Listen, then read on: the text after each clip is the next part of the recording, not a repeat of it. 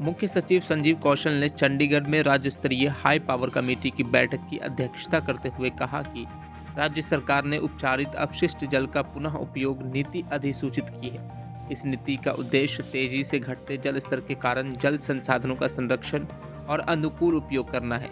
ये नीति thermal plant, उद्योग, निर्माण, बागवानी और सिंचाई सहित विभिन्न क्षेत्रों में उपचारित अपशिष्ट जल का बड़े स्तर पर उपयोग करती है।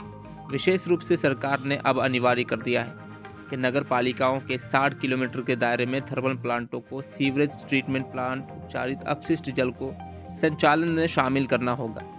बैठक में Deenbandhu Chhotu Ram thermal power plant, Yamunanagar में उपचारित अपशिष्ट जल के प्रबंधन के लिए तैयार की गई विस्तृत परियोजना रिपोर्ट पर विस्तार से चर्चा की गई। दैनिक सवेरा के लिए चंडीगढ़ से डॉक्टर सुरेंद्र धीमान की रिपोर्ट। मुख्य सचिव संजीव कौशल ने चंडीगढ़ में राज्य स्तरीय हाई पावर कमेटी की बैठक की अध्यक्षता करते हुए कहा कि राज्य सरकार ने उपचारित अपशिष्ट जल का पुनः उपयोग नीति अधिसूचित की है। इस नीति का उद्देश्य तेजी से घटते जल स्तर के कारण जल संसाधनों का संरक्षण और अनुकूल उपयोग करना है। ये नीति थर्मल प्लांट, उद्योग, निर्माण, बागवानी और सिंचाई सहित विभिन्न क्षेत्रों में उपचारित अपशिष्ट जल का बड़े स्तर पर उपयोग करती है।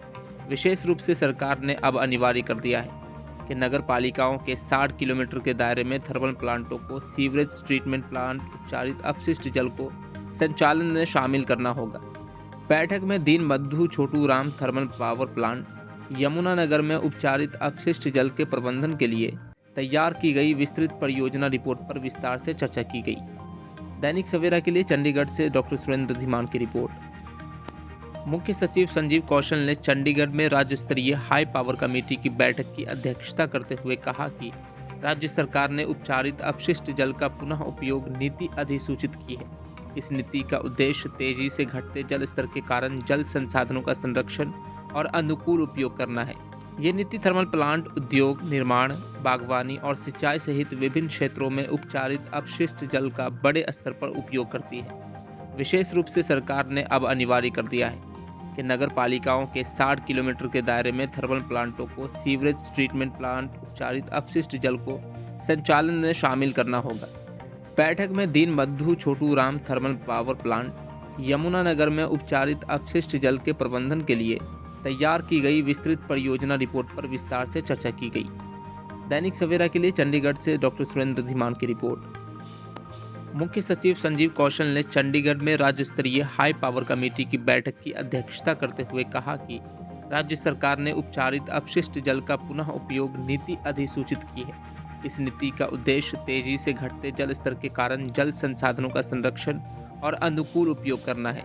ये नीति थर्मल प्लांट, उद्योग, निर्माण, बागवानी और सिंचाई सहित विभिन्न क्षेत्रों में उपचारित अपशिष्ट जल का बड़े स्तर पर उपयोग करती है। विशेष रूप से सरकार ने अब अनिवार्य कर दिया है कि नगर पालिकाओं के 60 किलोमीटर के दायरे में थर्मल प्लांटों को सीवरेज ट्रीटमेंट प्लांट उपचारित अपशिष्ट जल को संचालन में शामिल करना होगा।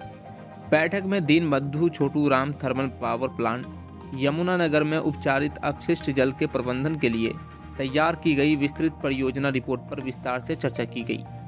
दैनिक सवेरा के लिए चंडीगढ़ से डॉक्टर सुरेंद्र धीमान की रिपोर्ट।